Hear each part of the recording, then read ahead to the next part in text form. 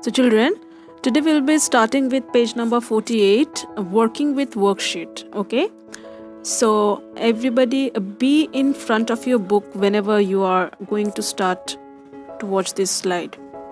So while working with worksheet, we should know how to insert new worksheets, navigate through a worksheet and delete a worksheet. Okay, so now we are going to see how to insert a worksheet, a new worksheet in an existing sheet. Okay, so children, we can insert any number of worksheets in our workbook. Okay, so now we are going to follow some steps to insert a new sheet. Now in the home tab, we will go to the cells group. So in the cells group, we will click on the drop down arrow which is below the insert button, and after that I'm going to click on insert sheet. You can see, yes. So once I click on that, in the sheet tab you will see the sheet bar, you will see another new sheet has appeared, that is sheet number 4, sheet 4, right? Now students, this is a fact given in your book. There is a feature in Excel known as data validation, which checks the invalid entries in the worksheet. Okay, so now we are going to see another way how to insert a new worksheet. So look at the sheet tab. We will give a right click on sheet 3 and then click on insert from the pop-up menu. Okay, and it will display an insert window. So here I'm going to select worksheet in the general tab and then click OK. Okay, so the worksheet gets inserted. You can see below the sheet tab. Yes. So these are the different ways to insert worksheet. Okay, now we will move to the next part of this lesson, that is deleting a worksheet. So how to do that? Let's check it out. Now to delete a worksheet from a workbook, we need to follow these steps. Okay, at first we need to click on the sheet which we want to delete, then click on the home tab. Now after that, click on the delete sheet button from the cells group. Okay, yes, fine. So after this, the sheet is going to delete. Okay, or we can simply right click on the sheet to be deleted in the sheet tab, then click on delete button from the pop-up menu and the sheet is gone. Fine.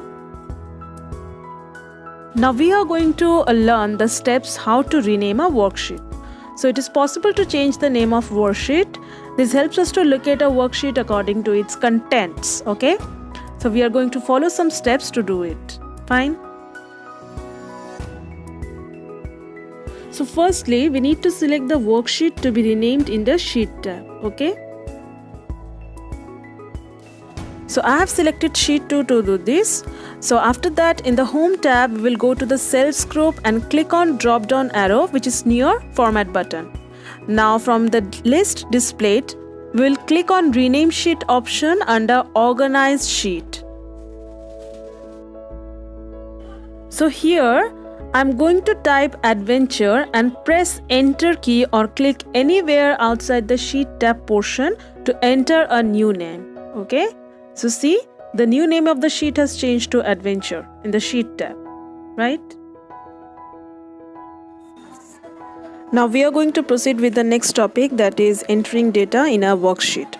So you can enter 4 types of data in a cell. Okay, and let us check out what are those data.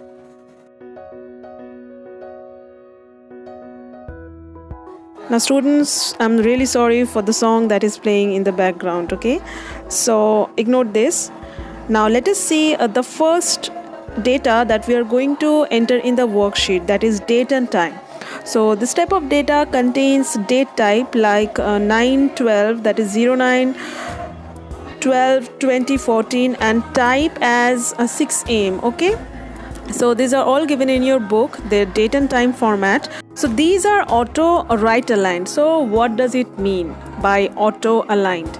Excel actually has its own defaults for alignment. Okay, for example, text such as titles and labels automatically align horizontally to the left, and numbers, however, are automatically aligned to the right. So all data is vertically aligned to the bottom. In this type of data, Characters can be inserted along with special characters like @ and sign. Okay.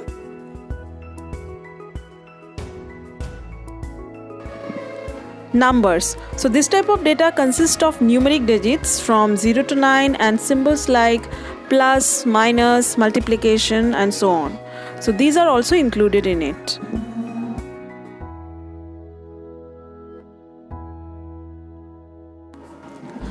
Formula. So formula is a combination of numbers, operators and cell address.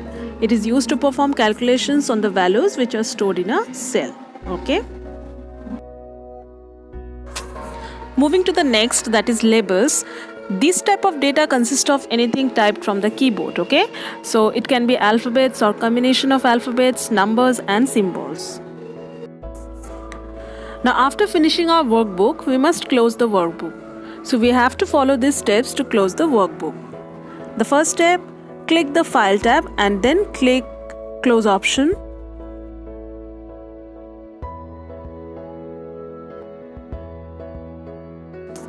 Fine. Or you can directly click the Close button on the top right corner. Okay.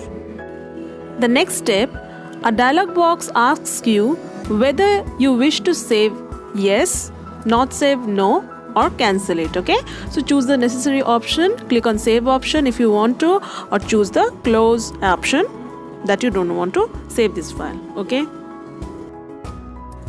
so children, we will be concluding our tutorial here only.